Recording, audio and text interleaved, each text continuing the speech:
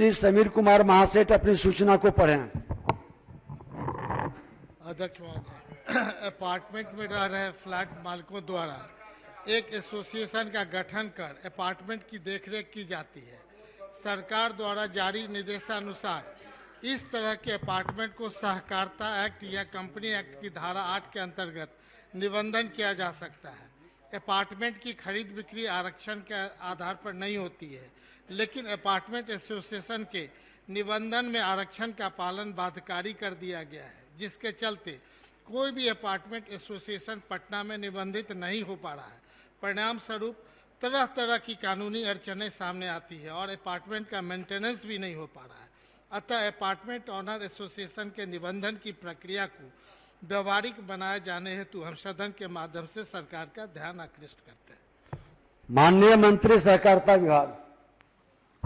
महोदय, अपार्टमेंट स्वामित्व अधिनियम 2006 की धारा 16 के अंतर्गत सहकारिता समिति अथवा कंपनी गठन का प्रावधान है।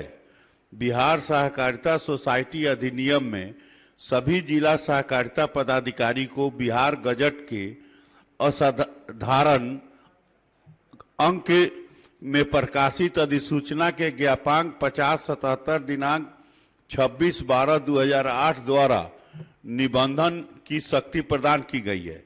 इस संबंध में सभी जिला सहकारिता पदाधिकारी के पत्रांक 6982 दिनांक 23/7/19 द्वारा पुनः दिशा निर्देश जारी की गई है। बिहार सहकारिता सोसाइटी अधिनियम 1935 एवं बिहार स्वावलंबी सहकारिता सोसाइटी अधिनियम 1996 एवं तत्संबंधित नियमावली के अनुसार समिति के अवधियों का गठन कर जो निबंधन प्रस्ताव निबंधन सहयोग समितियां बिहार पटना या उनके सहायता हेतु नियुक्त पदाधिकारी के कार्यालय को प्राप्त होता है, उसी नियमानुसार समीक्षा कर 90 दिन के अंदर समिति के निबंधन की कार्रवाई की जाती है। सहकारी समिति के निबंधन प्रक्रिया निबंधन कर्ताओं की सुविधा हेतु ऑनलाइन व्यवस्था कर दी गई है।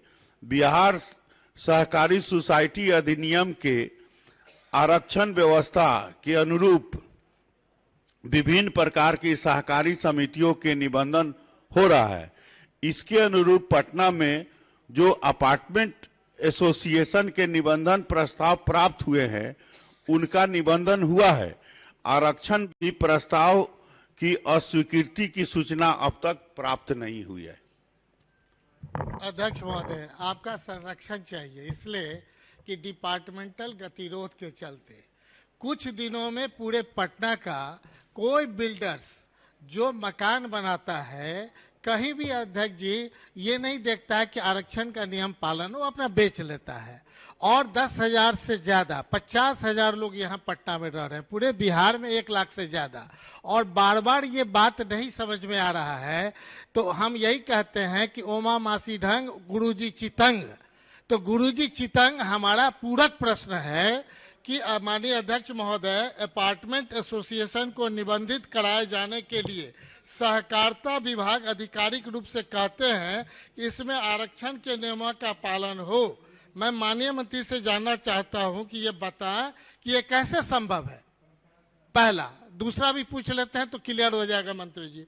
अपार्टमेंट ऑनर एसोसिएशन दरअसल अपार्टमेंट के प्रोविजन के तहत बनाया गया है, जिसमें एसोसिएशन के बायलॉज में कहीं आरक्षण के नियमों का अनुपालन का उल्लेख नहीं है, लेकिन जब उसे निबंधित कराए जाने के लिए सहकारिता विभाग को भेजा जाता है तो विभाग के द्वारा आरक्षण नियमों का अनुपालन करने का निर्देश दिया जाता है।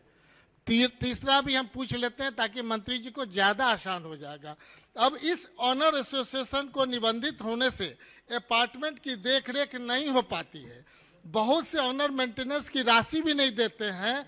अन्य प्रकार की समस्याओं से निपटारे से, जैसे डीएम कहता है कि सीसीटीवी लगाइए, डकैती हुआ, फलाना चीज हुआ, तो वो चीज अब कोई बैंक अकाउंट भी नहीं खुल पा रहा है। जो जब बैंकिंग अकाउंट नहीं खुलेगा, एसोसिएशन को लोग देंगे नहीं, तो ये कैसे संभव हो? तो पूरा क्या है? पूरा यही है कि आप केवल आपके की नहीं अध्यक्षता में इन तीनों डिपार्टमेंट को बुला के कोऑर्डिनेट करा करके आप इस निर्णय को करा दें, ताकि भविष्य में पूरा, हम कह रहे हैं कि पटना चले मंत्री जी, एक से एक बिल्डिंग खराब है। यहाँ कोई माननीय सदस्य ऐसा नहीं है, या तो अपने नहीं रहते हैं या उनके दर्द याद रिश्तेदार नहीं रहते हैं। ये परिस्थिति से थोड़ा सा ठीक है माननीय मंत्री जी। महोदय, माननीय सदस्य जो ध्यान आकर्षण दिए हैं उसी में ही स्वयं अपना उत्तर लगा दिए हैं। अब महोदय, जो अपार्टमेंट बनता है, जो बिल्डर बनाते हैं, तो कोई आरक्षण से बिक्री करते हैं क्या? कोई बिल्डर आरक्षण से बिक्री नहीं करते हैं। ये अब आरक्षण से महोदय बिल्डर बिक्री नहीं करते हैं। आरक्षण से बिक्री करने का कोई प्रोविजन नहीं है रेरा एक्ट में। तो महोदय, ये जो कहते हैं कि आरक्षण नियमावली तोड़कर और सोसाइटी एक्ट का रजिस्ट्रेशन किया जाए, इनका महोदय कहना है, तो ऐसा कदापि संभव नहीं है महोदय कि आरक्षण नियमावली जो सरकार का संकल्प है उसको हम लोग कैसे तोड़ के बना देंगे?